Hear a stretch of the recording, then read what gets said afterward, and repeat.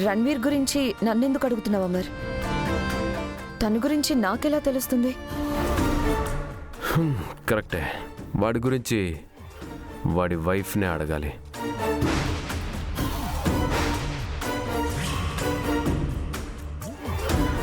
మీరు అడుగుతుంది కూడా వాడి వైపునే సార్.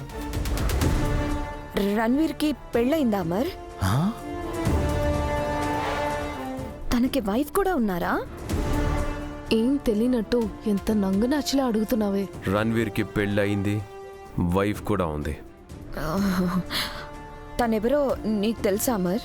తనెవరో తెలియదు, కానీ తను ఎలాంటిదో తెలుసు. రణ్వీర్ చెడ్డవాడు, పాపం తన వైఫ్ అయితే మంచిదై ఉంటుంది కదా అమర్. కాదు, తను రణ్వీర్ కంటే చెడ్డదే.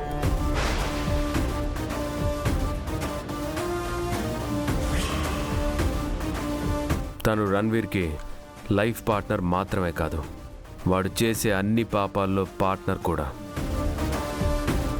తను ఎంత చెడ్డదంటే రణ్వీర్తో ఒక బిడ్డని కని ఆ బిడ్డని నిర్దాక్షిణ్యంగా అనాథాశ్రమంలో వదిలేసిపోయింది. ఆ బిడ్డని నిర్దాక్షిణ్యంగా అనాథాశ్రమంలో వదిలేసిపోయింది.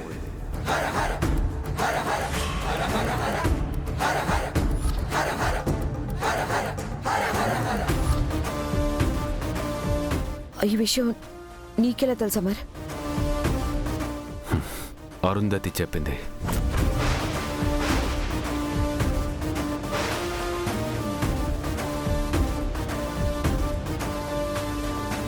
ఇంకా నయ్యో, నేనే రణ్వీర్ భార్యనని అరుంధతి చెప్పలేదు. ఆ తరువాత ఆ బిడ్డను నేను ఆరు కలిసి హైదరాబాద్ తీసుకొచ్చాం.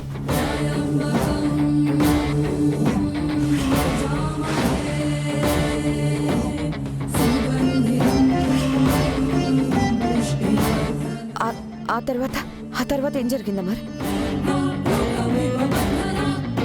బిడ్డ ఎక్కడుంది?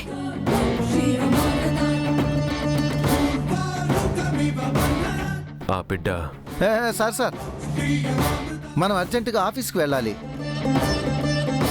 రాతోడు నువ్వు చెప్పా మరి. ఆ బిడ్డని ఎక్కడ వదిలేశారు? ఏం చేశారు?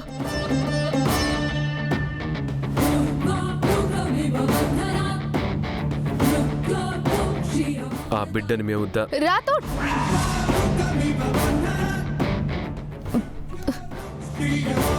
పిల్లలకి స్కూల్ టైం అయింది. లేట్ అయితే వాళ్ళకి పనిష్మెంట్ ఇస్తారు. అమరేంద్ర గారి పిల్లలకి డిసిప్లిన్ లేదు అంటారు. ఒక్కరోజు లేట్ అయితే ఏం కాదు బాగి. నువ్వుండు అమర్, నువ్వు చెప్పు. సార్, ఆ బ్యాడ్ నేమ్ మీకు వద్దు సార్. త్వరగా వెళ్ళి రెడీ అవ్వండి. పిల్లల్ని డ్రాప్ చేసి మనం ఆఫీస్కి వెళ్దాం. పదండి సార్. ఏదో కొంపలు అంటుకుంటున్నట్టు ఏంటా తొందర? నేను మాట్లాడుతున్నాను కదా, చెప్పమర్. మనం ఆ విషయం గురించి తర్వాత మాట్లాడుకుందాం మనోహరి.